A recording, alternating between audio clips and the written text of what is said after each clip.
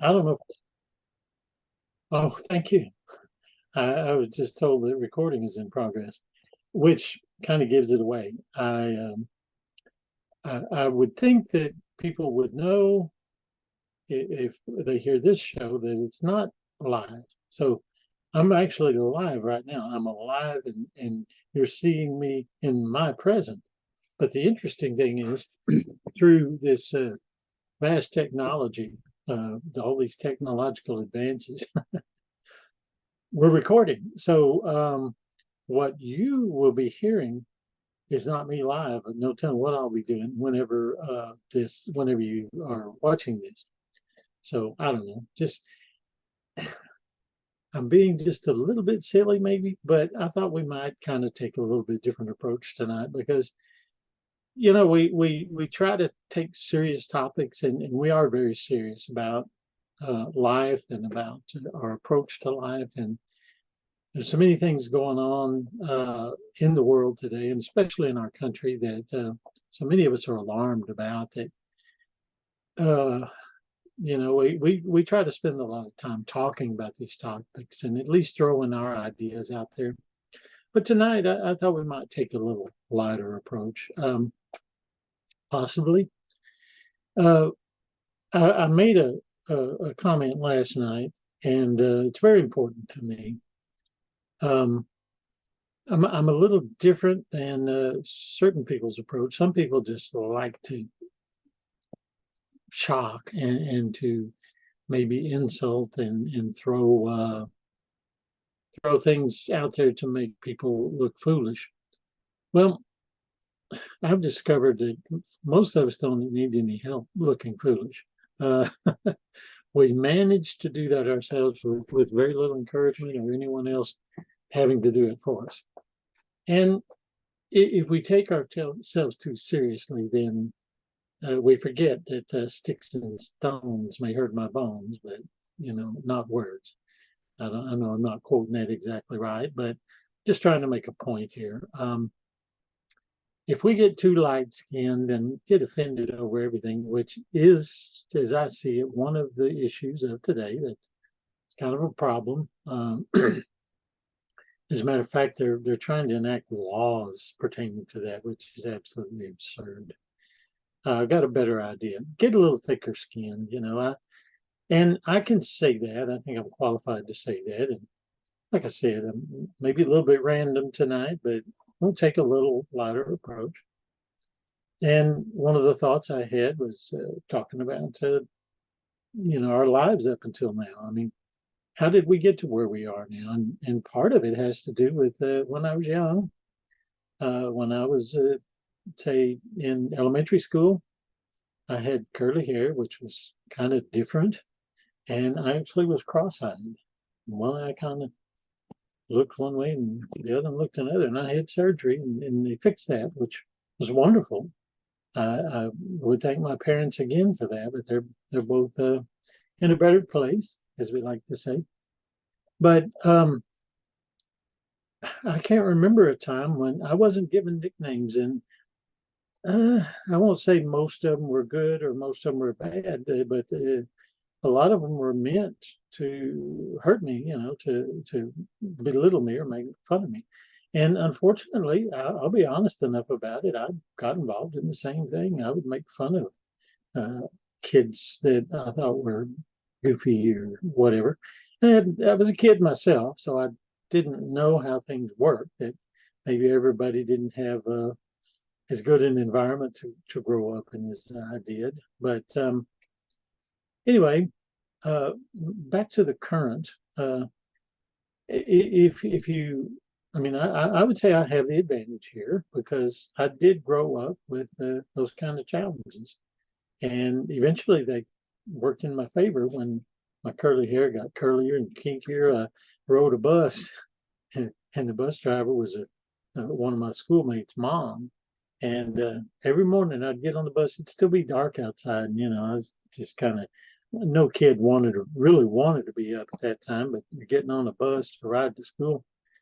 And she had a name for me, and she thought she was, I think really what she meant, it was expressing her fondness of me. I know she liked me. She thought I was a good kid. But she would say in a loud way, "Good morning, Kinky Top." And I don't think I've ever known anybody that wanted to be called Kinky Top. But I had kinky hair, and so she thought that was funny and cute. And probably so did every other kid on the bus, but not the best way to start your day when you're going to high school. But you know, I got used to it. I didn't have a lot of choices. I could say shut up, but I didn't even feel that way about it.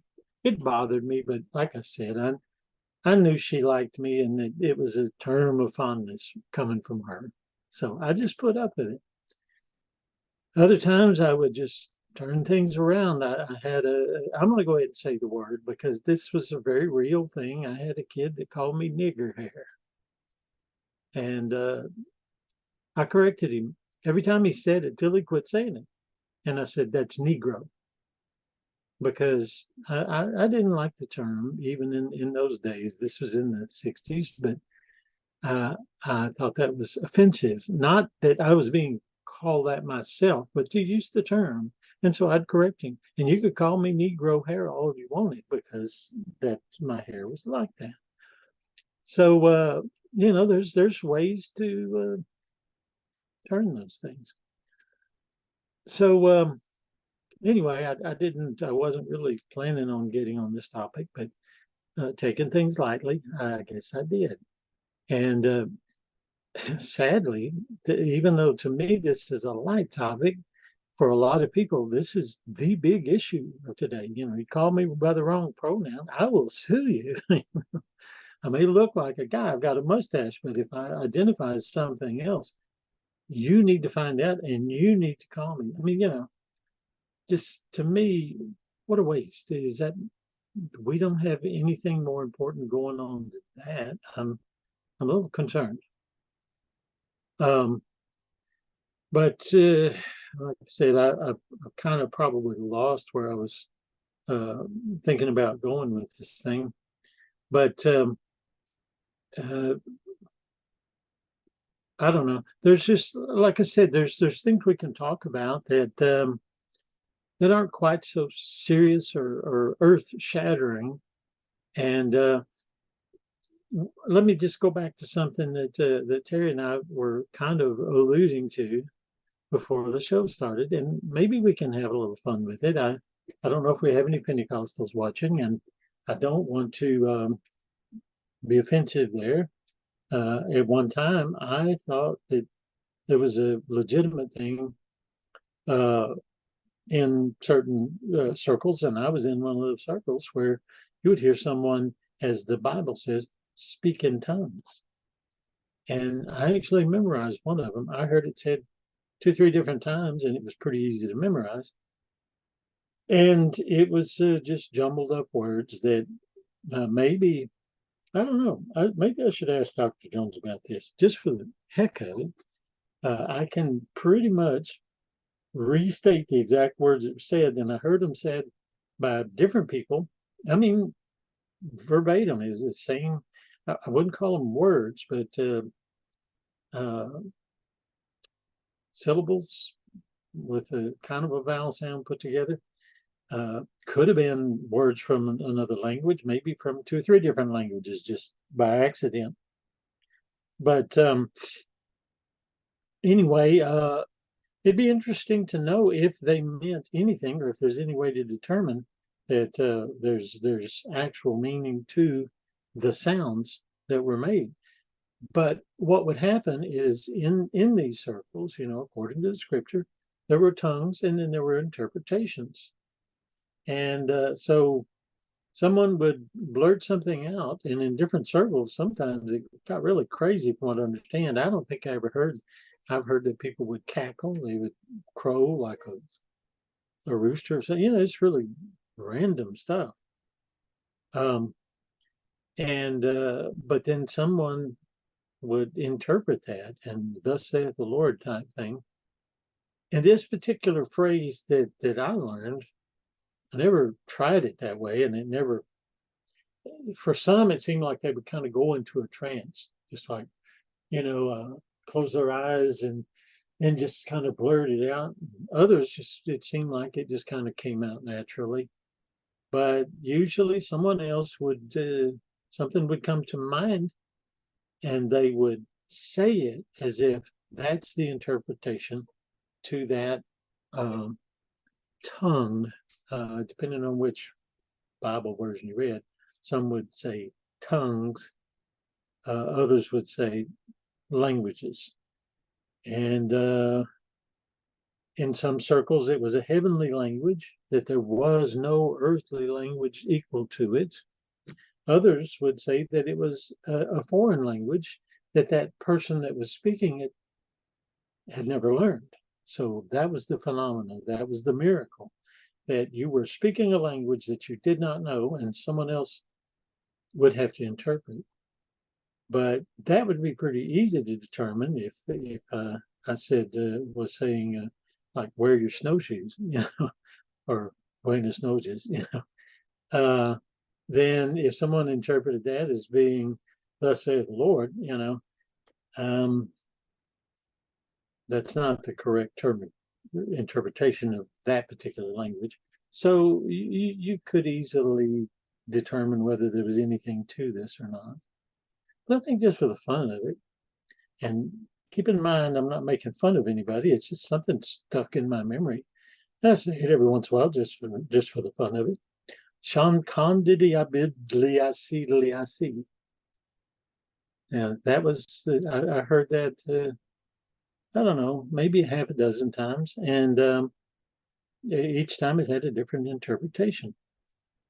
And I don't know that it had any real effect on anyone or changed anybody's mind or anything.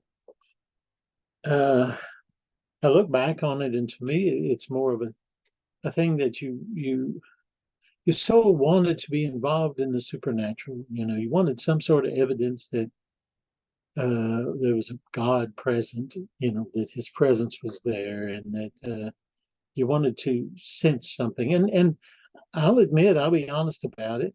I did sense things at times. But it usually had to do with just a good feeling. And I had that good feeling just Saturday night. Went to a concert, Southeast Texas Orchestra, which is a very good orchestra, especially for a community of 250,000 people. It's not a large community down there, but they put together a really nice orchestra. And I know that they borrow some from the Houston Symphony, which is, kind of top notch. But I wasn't really that familiar with the numbers they were going to do, and so I thought I might be bored. I might sleep through it. I like classical music, and I love to see the live orchestra, but sometimes they play things that bore me. I'll be honest about it. They did not bore me, and by the end, they did. The second half was Tchaikovsky's Swan Lake, and if you've ever heard that, it is. I mean, I understand people not being able to appreciate, or maybe just don't like classic music, but in this case, it was absolutely gorgeous. And the way it ended, it brought tears to my eyes. And it was so sweet. It was just such a sweet moment that I'll take that. I mean, doesn't have to, I don't have to feel like, oh, there's, God's here, and I'm feeling the presence of God. It's just an awesome moment where you're kind of just caught up in the beauty of what you're experiencing. And so I don't know. I've thrown a few things out there, and like I said, I'm in the mood for just kind of keeping it light tonight. So Terry, if you've got anything, any of the things I've said you'd like to comment on, or something else on your mind.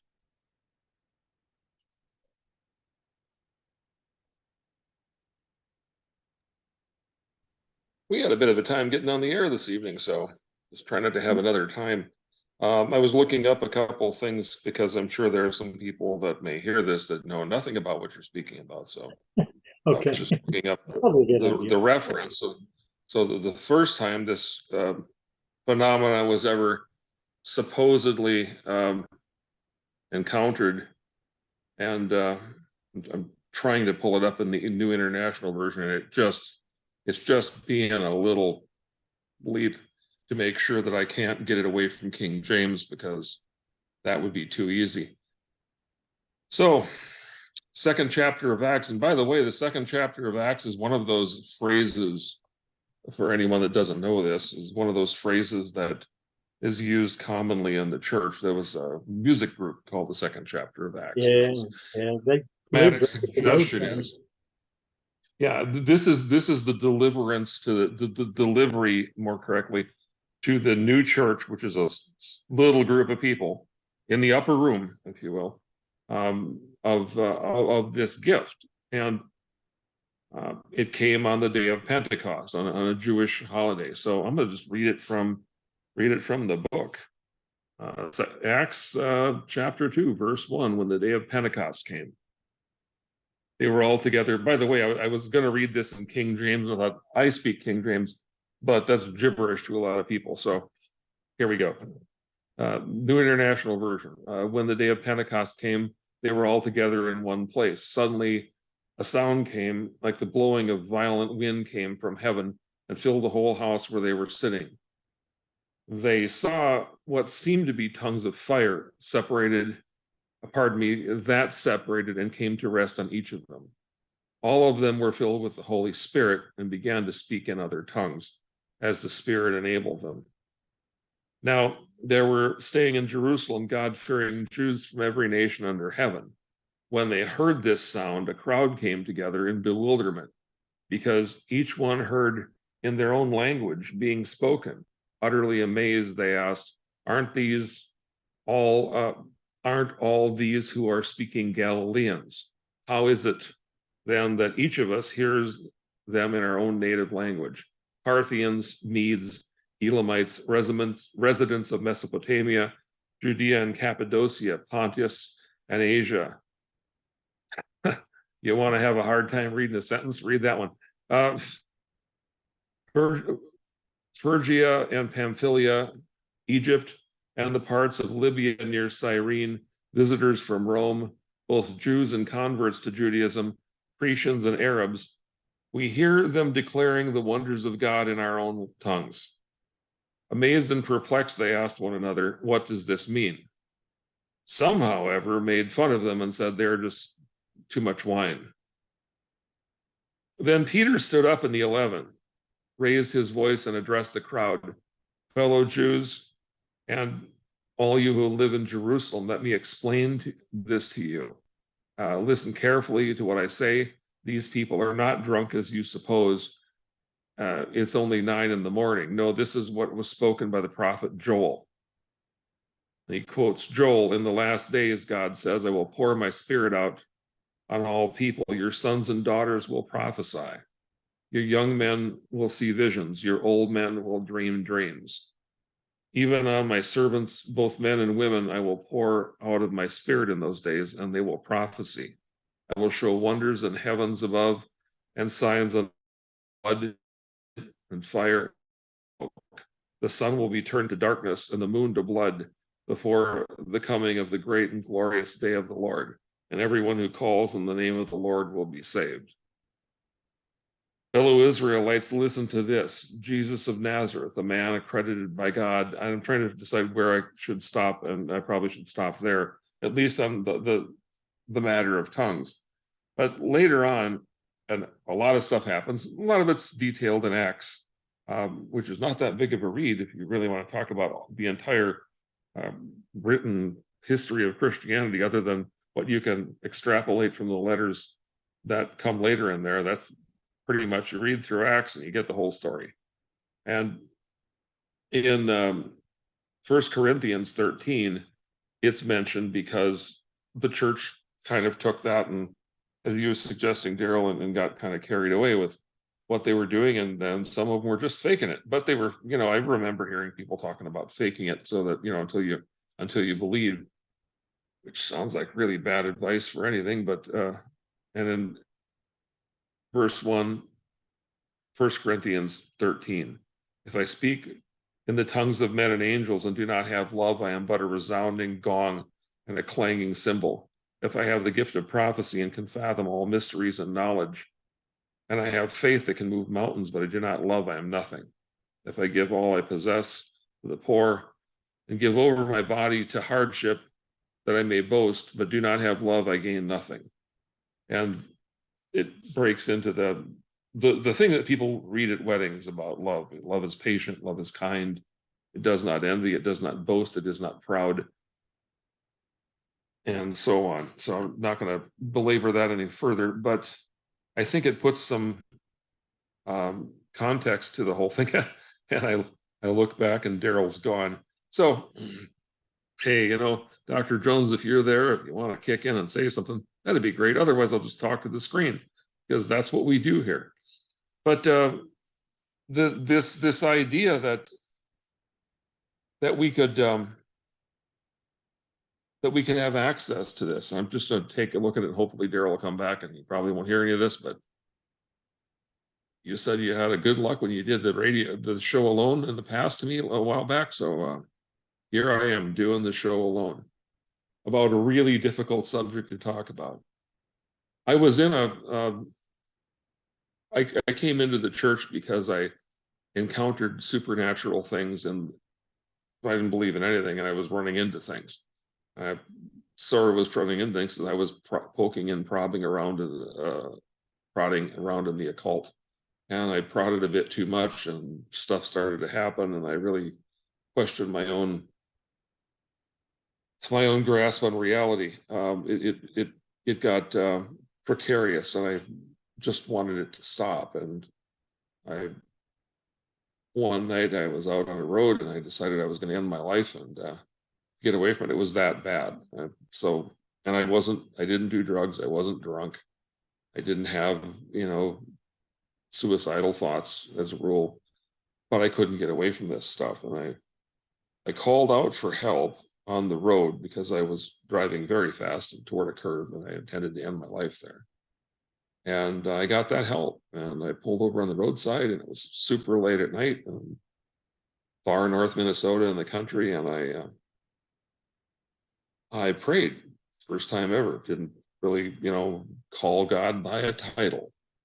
I just talking to whatever helped me. And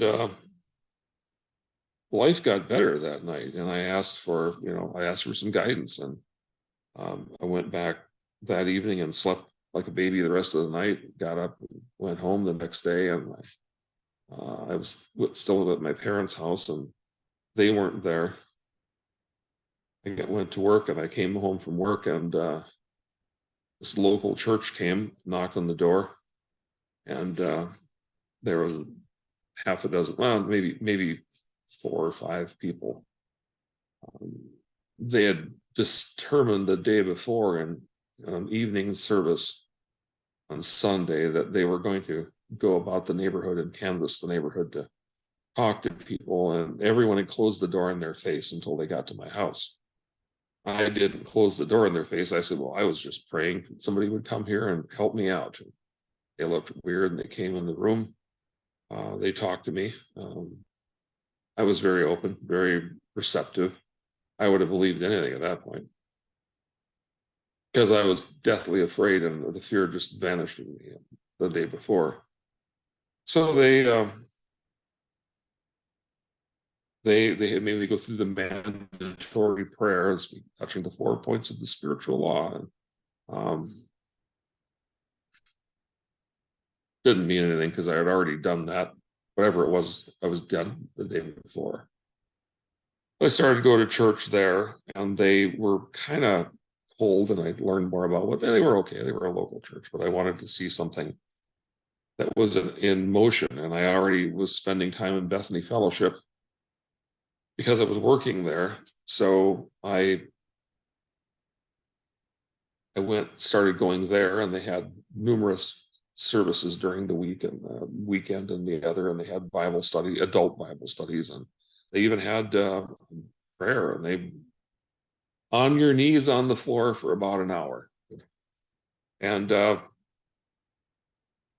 got to be part of all that.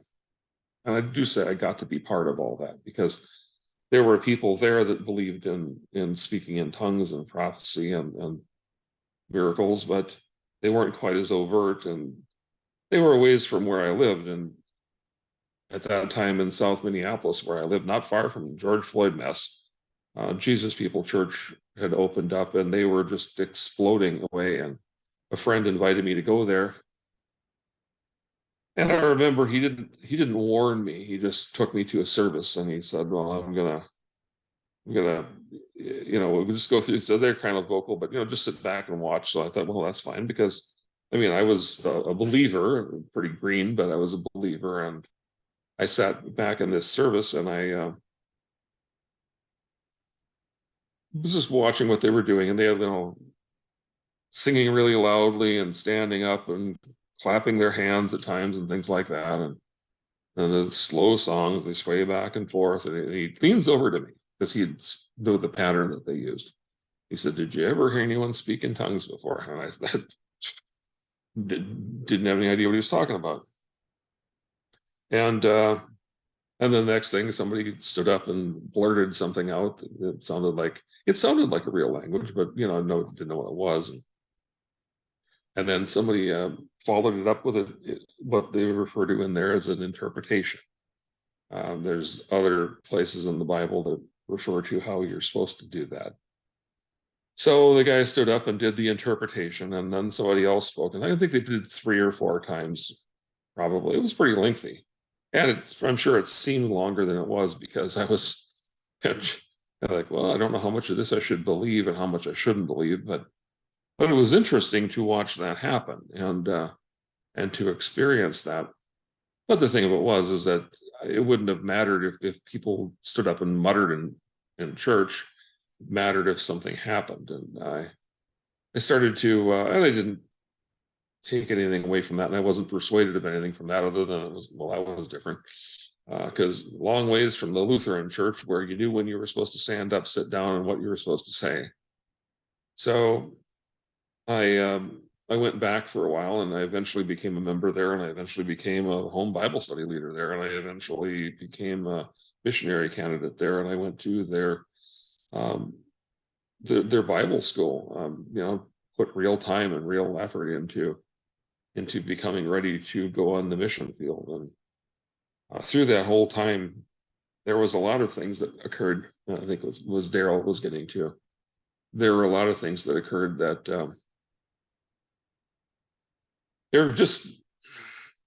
there were overt things that were undeniable, and there were things that were contrived, and I was trying to sort through all that stuff while I was living my life on the side. And but I experienced time with people in the mission field in particular who were very devout and they're very serious about what they believed. And I don't know how much they went to a couple of remote villages and had healing services. And I don't know to what level the validity of the things that happened to the people there were. But I had come down with amoebic dysentery, and I was trashed. Some kindly old Mexican woman gave me some lemonade on a hot day, and I guzzled down a couple cups of it, and they weren't supposed to give us any local water, of course. She just made it up because everyone in Mexico City apparently had been well indoctrinated into the same amoeba that were causing my insides to turn out inside out. And I was so trashed, and I was young and athletic, and I was so trashed. I laid next to a toilet on a concrete floor, and I would vomit into the toilet, and I would spin around and sit on the toilet, and I would vomit into the toilet. I did that. It was exhausting. And I was having a really, really bad day. And the man I was down there with, Danny, he said, "I want you to go to this healing service." He said, "But says, can you get to the car?" Yes. And I said, "Yeah, I think I can do that." And I was pretty well out of all the fluids I could possibly put in myself, other than some safe water that I drank a little bit of. So I thought I could hold myself, and we drove to this little village outside of Mexico City, south of there. It was getting down in where the bananas were starting to grow. And Mexico is a fascinating country because there's the northern Mexico, which is arid and parched, but you get around Mexico City, things start to green up real fast. So I went in this thing, and he said, all I want you to do, just stand here, and pray for the people. And the people flooded in there, and they were doing all this stuff. And I felt so horrible I could hardly stand up. I was 21 years old and I could barely stand. And I put my hands on the first person and I started to pray for them, and I just felt the thing leave me. I felt the sickness leave me. And I don't know to this day. I mean, that doesn't mean that Jesus is, but that happened. And it's something I can't deny. And I was praying in tongues when it just went away. So there's things like that leave me. If all this show turns into is me finishing saying what I'm saying and fade to black, so be it. But extremely awkward. It shows somebody here, but it's almost easier to not have to look at anybody else and spit this out. But I believed at that point. I mean, I really believed. And I saw things happen down there. I mean, all sorts of things happen. But there was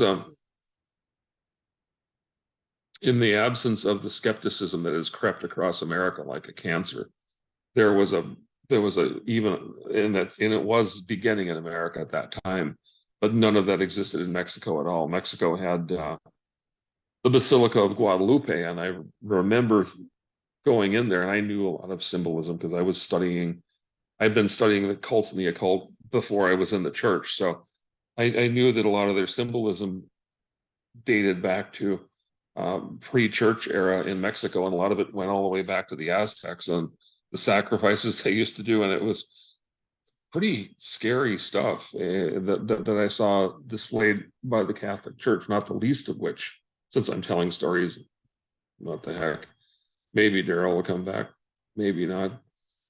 But they would crawl, and there's still, you can look it up. It's disturbing enough that there's almost no video of it, which is disappointing because YouTube shows everything else.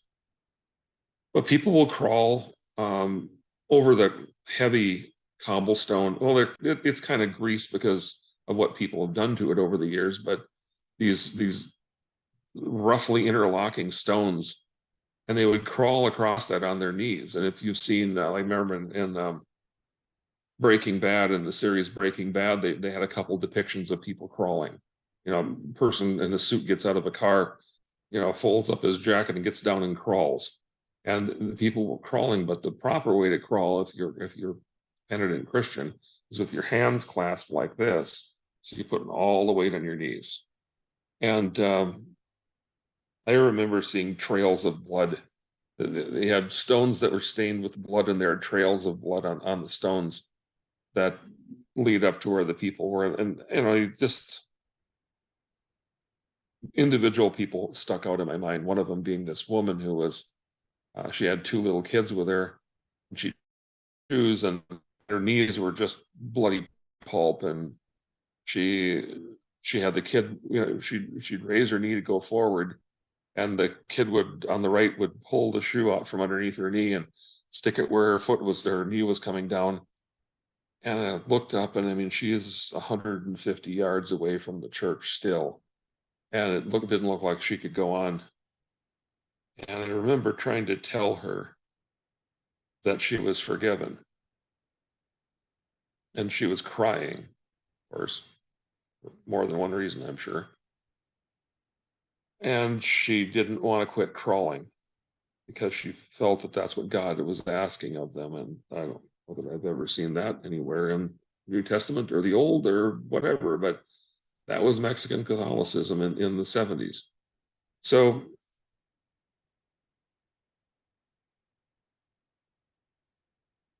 the spiritual element, there's the physical thing that you can't deny because it's in front of your face. And then there's a spiritual element to the whole thing, which just pervades your your mind, and some of that comes from you and some of it doesn't come from you. And then there's the things you just can't explain away, like me being instantly healed from amoebic dysentery. I can't, and I bring that up because that's the first thing that ever happened to me of anything like that. Other things happened like that when I was in the church, but that was the first. And I still can't explain it away. I would do my own commitment to telling the truth and injustice to say anything else. And yet at the same time, I have no idea what happened or why it happened. I know that it happened. And a lot of things are like that. I mean, because I wasn't a professional scientist, but I've always been scientifically bent in my entire life. I had college level books at home before I was 10 years old. Made school really boring, but I was always studying and trying to be as current in the sciences as possible, which, by the way, is not where you want to be when you're going to school, where you have to relearn what they're telling people, even though you know that that's not true. They want this answer. So I gave them back the answers they want. I wrote straight A's. It was no big deal. But I understood science well enough. So when I came across things that contradicted science, or that were scientifically new and interesting, and there are some of those things out there. So there are things I can't get beyond also. But whatever was happening and speaking in tongues, like it's the sort of thing where you go, I don't know. I don't know I still don't know. And I did it. And I don't know what it was about. And I don't think I never felt like it was contrived.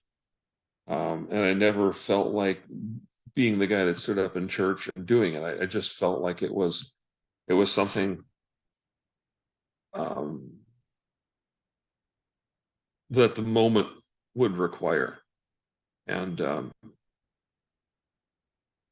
there's a song that that was written back in the 70s. Is that in life there are things that confront us, but I know who to go to in prayer. When my heart knows not what to pray for, the Spirit takes over from there. And that was this whole idea. It was so much more pervasive back then. I think I attribute some of that to what's happened in America. And the thing of it is that, I mean, when you're speaking to people to whom something has happened, they have a memory of anything that went before that. It's one of the great things about being older, because I can look back through my life and go, it's like this now, but it wasn't always like this. And I think the cold, hard definition of what it means to be human has been redefined within certainly in America within our lifetime, but it was already underway in European philosophers who were basically, I mean, you can say all the stuff you want about Nietzsche. He was pretty clever on some things, but I think he kind of I can't walk in lockstep with him because he was willing to toss it out. And the whole Nietzsche quote, "God is dead," is contextually inaccurate, but still, there's this. It's like watching clouds from the distance creep in on you, and you go, "They're coming here," and now they're here, and Europe has no trouble reconciling its doubt with despair, determinism, and America is following in those tracks because it believes the same thing now. So we seem to now in the country have this combination of people that don't believe there's anything to conserve anymore, to use the political terms, that people don't believe there's anything worth conserving because it's a new day and we have to rewrite our laws to match the people, and we can make up pretend genders, and then when somebody makes up their pretend gender, you have to cater to them because their pretend gender is their reality, and you would be robbing from them to not agree with them. And you go, well, before you were making up pretend genders, there was a reality that said we're male and female. And doesn't necessarily have to designate what you do with that. That's what you are. And now we do this other thing. And these all seem to be substitutes for having a base morality, that true north needle, the thing that pulls us back to the recognition that there's something beyond us. And that may not be a biblically defined God. I don't think it is. But that doesn't mean it isn't there. It doesn't mean it isn't real. So if nothing else, this will remain as my personal and solitary confession to the idea that, yeah, God, whatever that means, it's a placeholder word. It's a sound to make when you don't know what else to say. The isness of that stands behind creation seems to really stand behind creation, even if it no longer exists, or if it doesn't exist within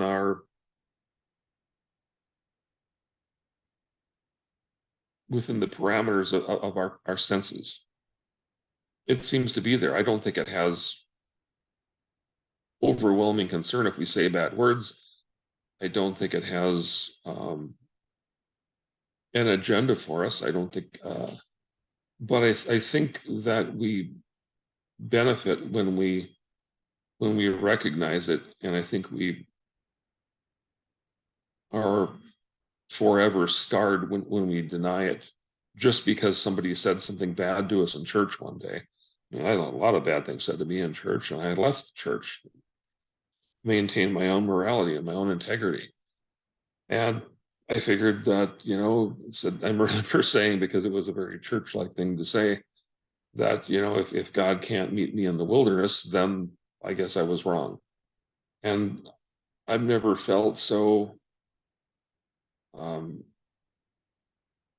sure of anything I've ever done than to leave the church. I didn't, again,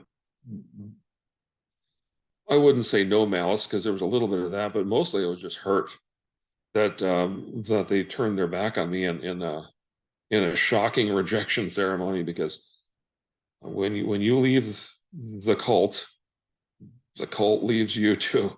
I had friends, I thought, well, wow, we've done things together, aside in each other's homes. And I thought, well, surely that person will talk to me. No. I had one person that was willing to cautiously talk to me, and that was it.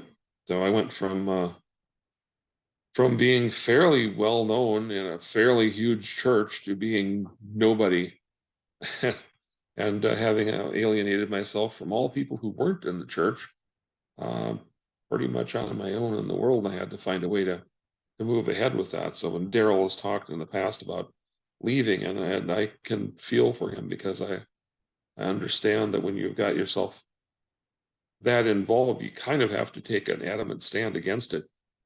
And since Dr. Jones, if you're there at all, it'd be nice if you just, popped on the camera so I could see you. But in any case, I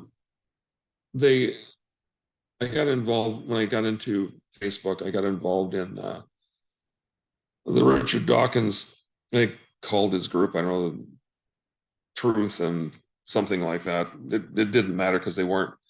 They had a conversational group on there, and for the most part, they were, fairly astute, well-known people. There were people that were scientists, there were people that were authors, and there were people that hung around them and knew how to speak, oddly enough, the language of philosophy. So I had to kind of learn that. I had a typing rate of, I think, 4 words per minute. Probably misspelled one of them.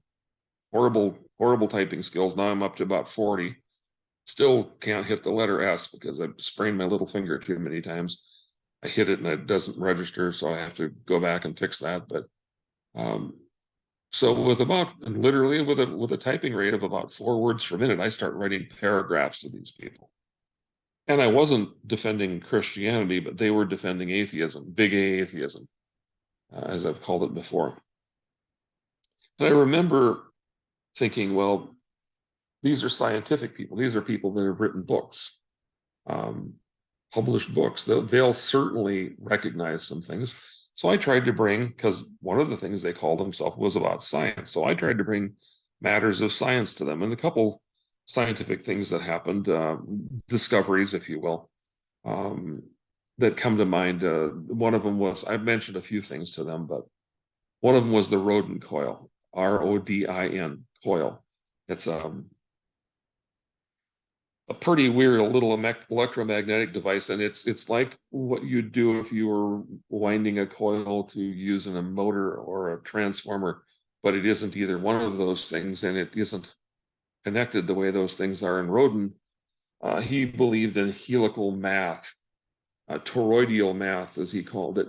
So it was a progression of the numbers from 1 to 9 wrapped around a torus, which is like a donut. And he wrapped those around there, and he would meditate on that. And he got to thinking, maybe I should wrap wire around it, hook it up, and see what happens. And there's some fun videos if you want to look to those on YouTube. I'll show you. And there's just people trying to explain what the Rodin coil really is, because they're going. And these aren't religiously bent people. These were just electricians and garage mechanics and things trying to figure out why the coil worked. Well, it troubled me to no end, because I worked as an electrician. It troubled me to no end. I wanted to know why the Rodin coil worked. So I had to really dig into theory much, much deeper than I ever had before. But while I was trying to mention this to the people online, they said I was damaged from my experience in the church, and I was trying to assign values of an invisible God onto, tangible physical things. And I said, that's not true, but it also wouldn't matter because the Rodin coil works. Well, it worked, and I'm in something else that I got into later on in my own life as an electrician was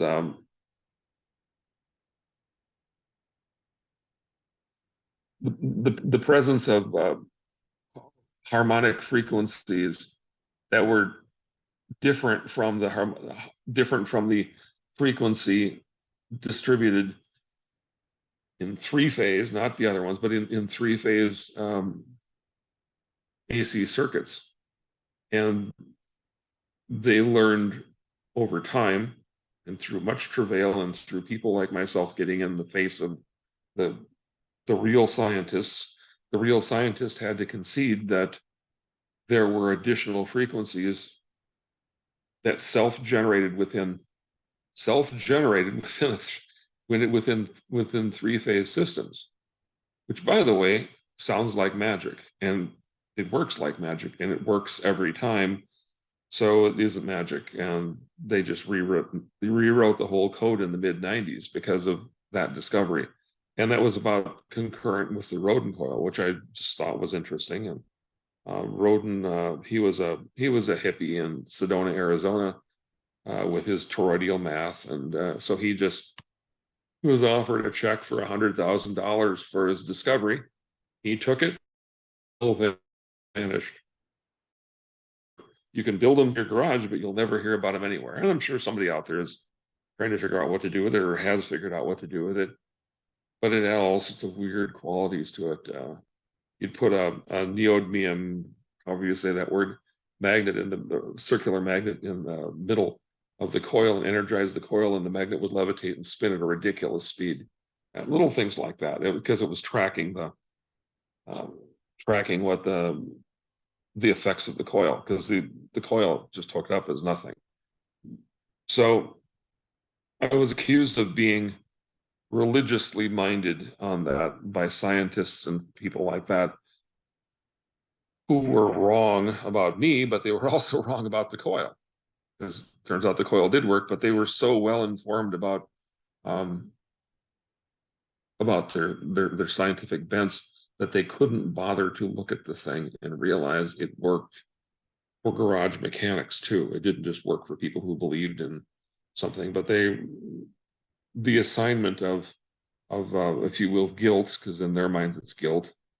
Good big A atheists will always see any kind of faith as guilt. They would see this this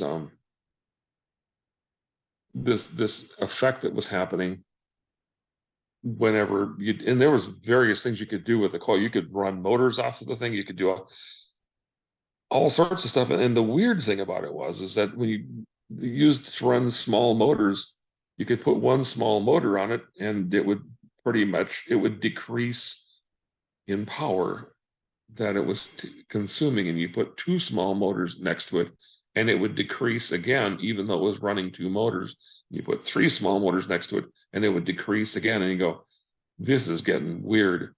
But when you understand what AC really is, which is nothing like DC, then you start to go, okay, I think I'm getting it, because it's setting up these self-supporting, or these mutually supporting regions of electromagnetism, which are also tumbling at the same time, which is why it spins motors.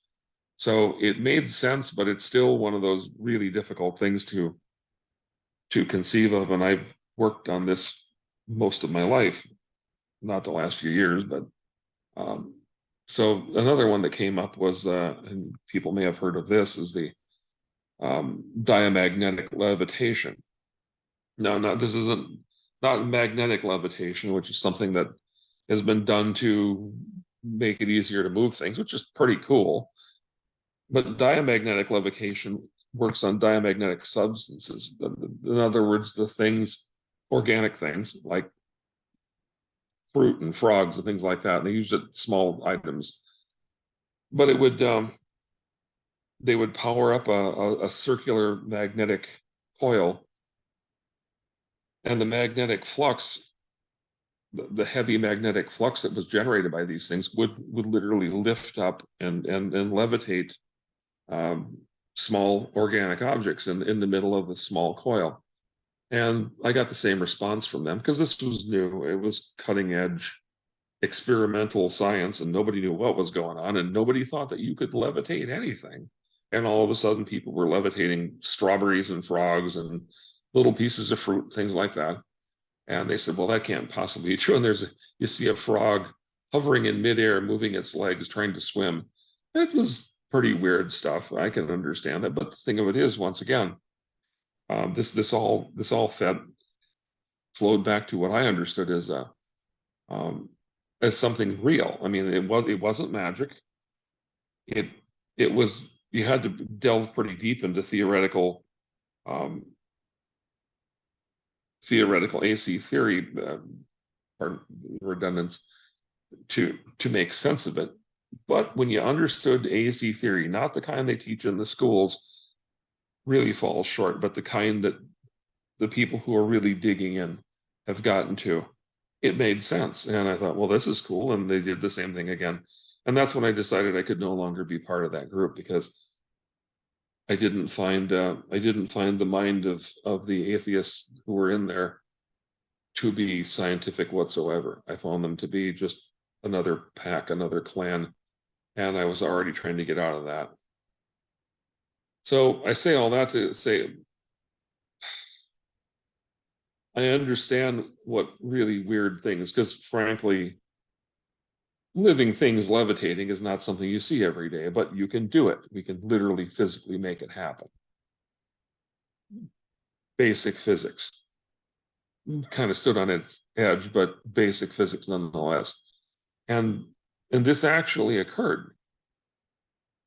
Oh, time and time again. Anyone that can get an adequately powered small magnetic coil can levitate living things, and things that, I don't know, if you can get the strongest magnet you can imagine, and you cannot draw anything to yourself but ferrous metal, and similar things to that. But not so with this. It wouldn't draw things to it, but it would levitate it. Which all goes to, since I'm talking to myself, I don't even know if I can turn this thing off other than just checking out of here. But it all goes back to this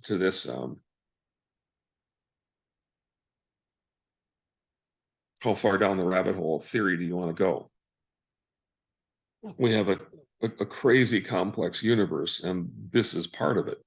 And to understand this universe, you can tell yourself you don't need to know it, and then you automatically don't need to know it, because people haven't known these things up until a couple decades ago, and almost nobody knows them since, because they're just trivial side notes to science. But if you found out that you could do other things that are equally preposterously impossible, you might want to look into that, because maybe you can, maybe you can't. For instance, time travel is utterly impossible because we live in a moving universe. And it isn't my narrow-minded assessment. It's just simply because everything's in motion. Travel a second in time means to travel the direction that you need to travel second in time also, or you'll wake up inside of the floor or come to a, you cannot do that. The earth is spinning too fast. It's also hurling through space. It's also hurling through space attached to the sun. So you've got all this happening at one time.